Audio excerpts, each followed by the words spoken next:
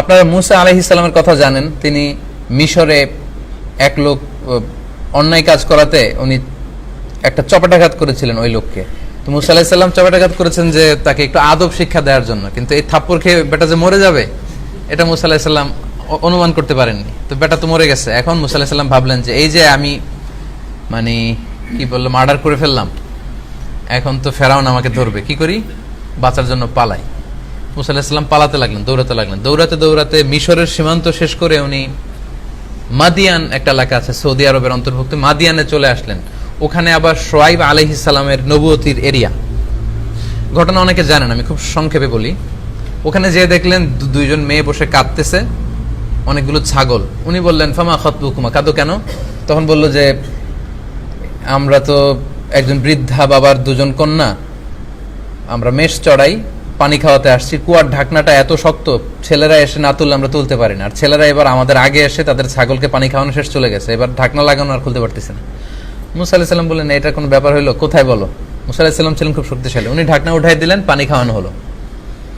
এবার ঢাকনা যেটা উঠাতে অনেকগুলো ছেলে লাগে, অনেকগুলো শক্তিশালী পেশি পুরুষ লাগে, ওখানে মুসা আলাইহিস সালাম একাই এক হাতে তুলে ফেললেন। এটা মেয়েটা দেখলো, সফুরা ছিল তার নাম, দেখে তো পছন্দ করে ফেলছে।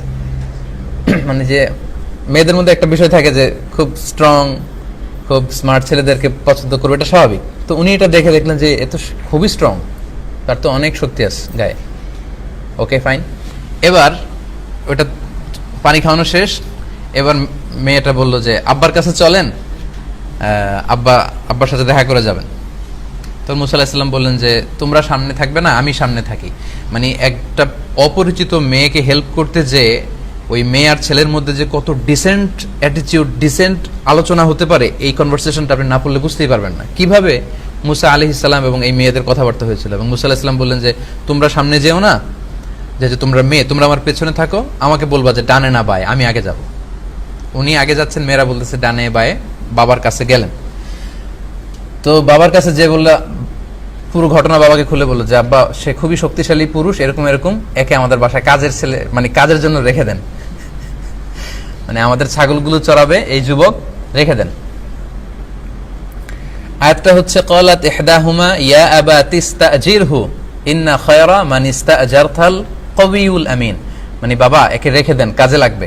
কারণ যাকে এই সমস্ত কাজে আমরা রাখতে চাই তাদের দুইটা কোয়ালিটি লাগে, একটা হচ্ছে আল কবি মানে শক্তিশালী, আর একটা হচ্ছে আমিন মানে বিশ্বস্ত, ট্রাস্টওয়ার্দি। শোয়েব আলাইহিস সালাম মেয়ের কথা ফলো করলেন, দেখলেন যে মেয়ে তো বোধহয় একে পছন্দ করছে, এবং মেয়ে যে পরামর্শ দিয়েছে খুবই ভালো পরামর্শ, আমি বৃদ্ধ এবং ছেলে কবি শক্তিশালী, আমিন নিরাপদ, আমার মেয়েরা এখানে সেফ। সো উনি ছক এঁকে ফেললেন কি করবেন, এবং যা করার তাই করলেন। 8-10 বছর পরে এই মেয়ের সাথে বিয়ে দিয়ে দিলেন। তাহলে শোয়েব আলাইহিস সালামকে যদি আমরা শ্বশুর হিসেবে কনসিডার করি, এই কনভারসেশন থেকে আমরা আরো 3টা কোয়ালিটি পাই। এক হচ্ছে শি লাইকড হিম, মেয়েটা ছেলেটাকে পছন্দ করেছে। তার মানে অবশ্যই আপনি বাবা বা ভাই যাই হন না কেন, আপনার বোনকে বা মেয়েকে যার সাথে পরিণয়ে আবদ্ধ করাবেন বা বিয়েতে, অবশ্যই আপনাকে এটা এনশিওর করতে হবে যে আপনার মেয়ে ওই ছেলেকে পছন্দ করে কিনা।